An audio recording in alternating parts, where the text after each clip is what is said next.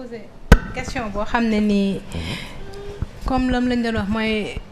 ordre médical dafa am lu ñuy wax détecteur de mensonge. Donc ci cadre science bi ñu ko defee dañuy def ñu ne pour que ñu xam ne niveau ndax li muy wax dëgg la wala du dëgg dafa am benn appareil yu ñu koy teg donc appareil yi bu ñu ko tegee si ngay xam ne kii wax dëgg parce que avant ngay wax dañuy xool sa fréquence cardiaque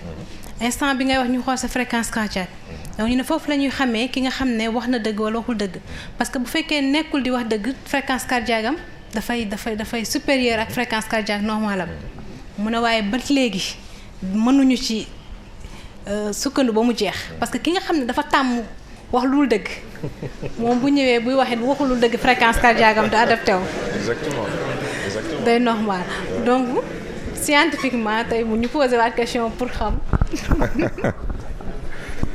question bu intéressante la ndax ñun ci suñu étude psychologie loolu daf ñu jaaxaloon parce que polygraphe yaakaar naa bu mujj mu dina jël sa fréquence cardiaque jël sa ñaq.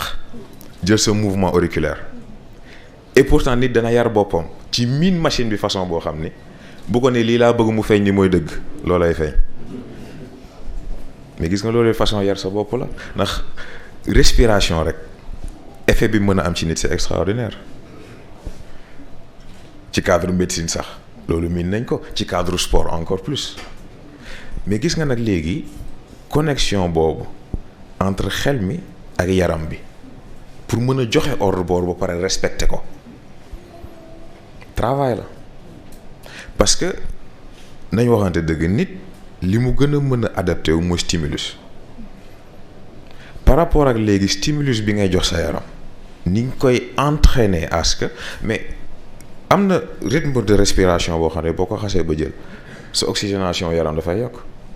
sa calme dafay yokk dara du ne teel rek nga jóg. ba ci sa capacité de réflexion sa niveau d'analyse dafay changer loolu yëpp ci ba xam inspiré nga wala expiré nga kon nag nga xam ne mbir yi simple moo tax bu ñu naan le souffle premier du ay font gis nga noyyi googu du hasard parce que xëy na indi nañ souffle premier bon xëy na nag waa spirituel di ngeen ma baal ndax lii seen cadre la wax dëgg neex yàlla waaye bu ñu nee souffle premier mais gis nga yàlla ay mbiram kenn xamul lan la souffle premier mais respiration dafa am inspiration am expiration souffle premier bi moo lay jox lépp li nga soxla pour nga am départ big bang yi ñuy wax yeeg yooyu yëpp loo gis moo am début ci souffle premier bi la jógee mais kon cycle expiratoire bi nu muy demee foofu nag kenn du ko tuddee souffle premier ndax souffle premier bi dugg na ba pare expiration lan la looloo lay wane oxygène bi nga jot a dugal nutriments yi nga jot a dugal li nga jot a dugal sa yaram mu war a am njëriñ am na njëriñam ba moo ngi génn kon nag foofu nekkatul souffle premier souffle divin la ndax li war a mat na souffle divin boobu nag mooy garantir bépp fin lépp lu war a fonctionner bépp machine bépp appareil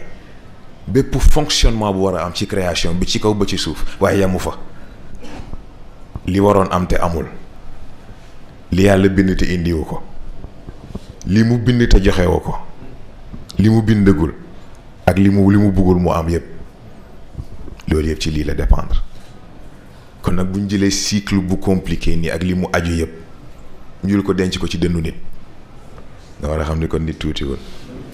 foofu rek la toll mais gis nga docteur foofu li ci intéressant mooy dañ ne détecteur de mensonge waaye est-ce que vérité moo leen intéressé c'est très intéressant parce que dafa am li ñuy woowee vérité ak vraisemblable nit dina la wax dëgg nga ne ko déedéet li nga wax ni yanuwul maanaa waaye est-ce que dëgg bi pour mu am il faut que sa xel nangu ko